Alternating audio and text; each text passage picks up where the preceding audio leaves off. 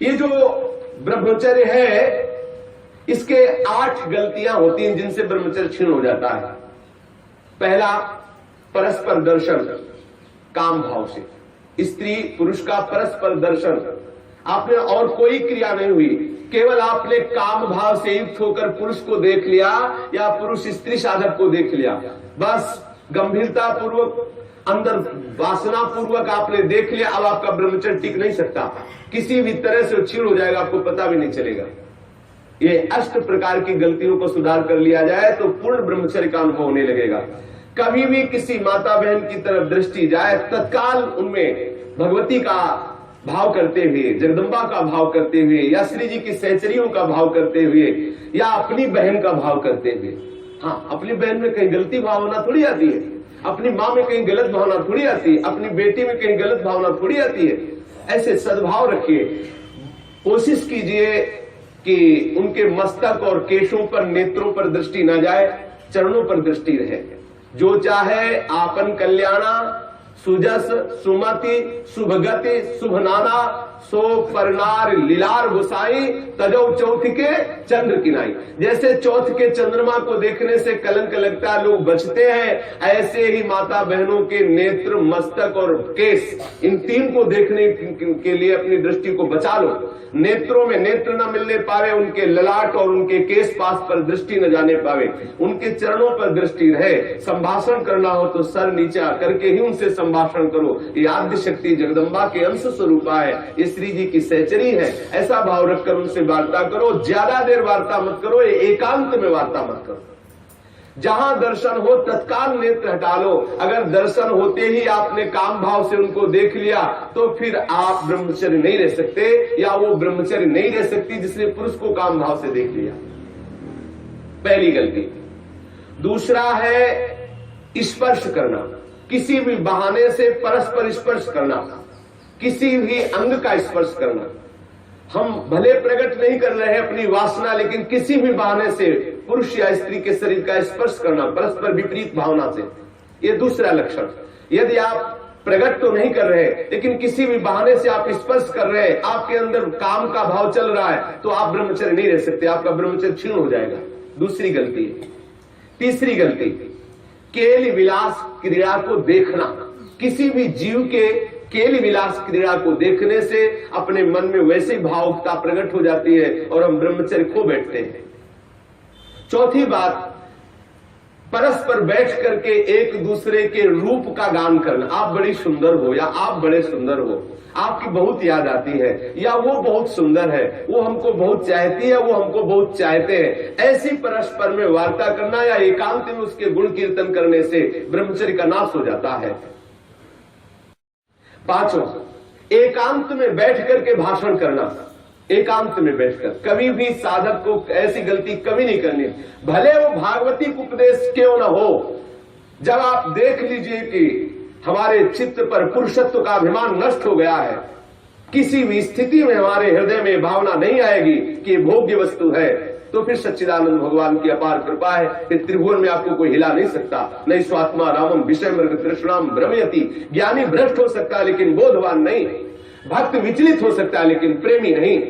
जो प्रेम से युक्त हो चुका है, जो बोध संपन्न महापुरुष है, क्योंकि जब सर्वत्र सच्चिदानंद में भगवान श्री कृष्ण दिख रहे हैं तो कौन किसको भ्रष्ट कर सकता है।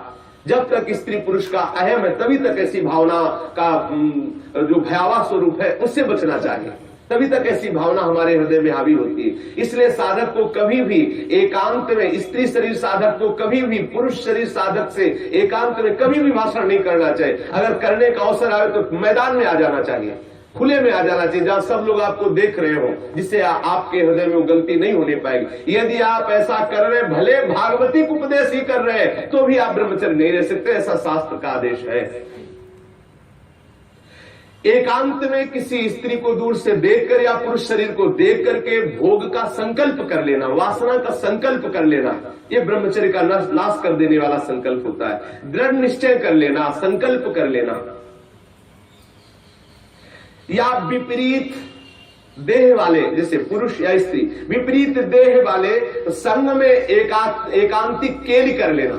ये अष्ट प्रकार के जो ब्रह्मचर्य नष्ट करने वाले भाव है, इनसे पूर्णतया बचा जाए। जो ब्रह्मचर्य रहना चाहे, कभी भी कामुक दृष्टि से परस्पर शरीरों को ना देखे। स्त्री शरीर साधक या पुरुष शरीर साधक परस्पर किसी को कामुक दृष्टि से न देखे।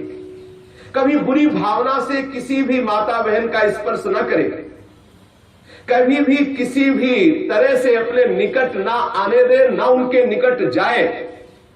ये बहुत काम की बात है, इसे साधारण मत समझिए। हम भजन करते हुए भी जो आनंद का अनुभव नहीं कर पा रहे, यही गलती है, हम यही मिस्टेक कर रहे हैं। भले हम किसी का संपर्क नहीं कर रहे, लेकिन हमारे अंदर वासना की गणित लगती रहती, इसीलिए हमें परमानंद का अनुभव नहीं हो रहा। हमें सावधानी रखनी है। देखो, ये ऐसा कोई अपने में ना जाए कि मैं सिद्ध हो गया हूं, मैं जैसा मनमानी आचरण चाहूं कर सकता हूं। भगवान व्यास देव जी ने लिखा है कि बड़े बड़े विद्वान भी इस आकर्षण में अपने आप को ढीला मानते हैं और गिर सकते हैं। इसलिए सावधानी पूर्वक, विद्वानों को भी ये जो आकर्षण है खींच सकता है, इसलिए सावधान रहे। कभी भी ब्रह्मचर्य व्रत धारण करने वाले उपासक को या गृहस्थ धर्म धारण करने वाले गृहस्थी को भी अपनी पत्नी के सिवा कभी और के साथ एकांत में संभाषण नहीं करना चाहिए। किसी को काम भरी दृष्टि से नहीं देखना चाहिए। किसी के काम भाव से स्पर्श नहीं करना चाहिए। किसी को काम भाव से न समीप आने देना चाहिए, न समीप जाना चाहिए। कभी किसी को एकांत में परस्पर विरोधी शरीर वाले को, स्त्री पुरुष शरीर वाले को खेलना नहीं चाहिए। कोई भी खेल अकेले में नहीं खेलना चाहिए। कभी भी एकांत में बैठकर मजाक नहीं करना चाहिए। कभी भी एकांत में बैठकर बातचीत नहीं करनी चाहिए। अपने मन को ही आप मित्र और शत्रु समझो। विषयों में लगा हुआ मन शत्रु है और प्रभु के भजन में लगा हुआ मन मित्र है। इसलिए सावधान, कभी भी एकांत में ब्रह्मचर्य व्रत धारण करने वाले को स्त्री का संग कदापि नहीं करना चाहिए, नहीं तो उसके हृदय में वासना जागृत हो ही जाएगी। इसलिए सावधानी रखनी चाहिए। ये जो इन गलतियों का सुधार कर लेता है, वो ब्रह्मचारी पूर्ण रूप से ब्रह्मचर्य रह सकता है। एक बार फिर ध्यान दिया जाए, किसी भी तरह से हम किसी भी माता बहन को या माता बहन किसी भी पुरुष को काम दृष्टि से न देखें। दूसरी बात, किसी बहाने से हम परस्पर स्पर्श ना करें। तीसरी बात, किसी भी तरह से हम उनके साथ कोई क्रीड़ा ना करें, कोई खेल ना खेलें। किसी भी तरह से हम चार लोग बैठ करके उनकी प्रशंसा न करें जिनके प्रति हमारा मन आकर्षण हो चुका है। कभी भी हम एकांत में संभाषण न करें, एकांत में संलाप न करें। कभी भी हम विषयों का संकल्प न कर बैठे, विषय भोग का संकल्प न कर बैठे। इस तरह से हम अपनी इन 8 क्रियाओं से निवृत्त रहे। बुरी भावना से देखना, बुरी भावना से स्पर्श करना, बुरी भावना से निकट जाना या निकट आने देना, ये नहीं होना।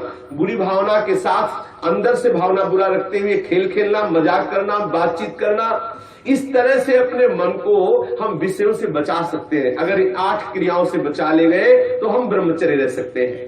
यदि आप ब्रह्मचारी होना चाहते हैं तो आप अपने मन को शुद्ध रखिए। आप अपने हृदय को कभी खाली मत छोड़िए।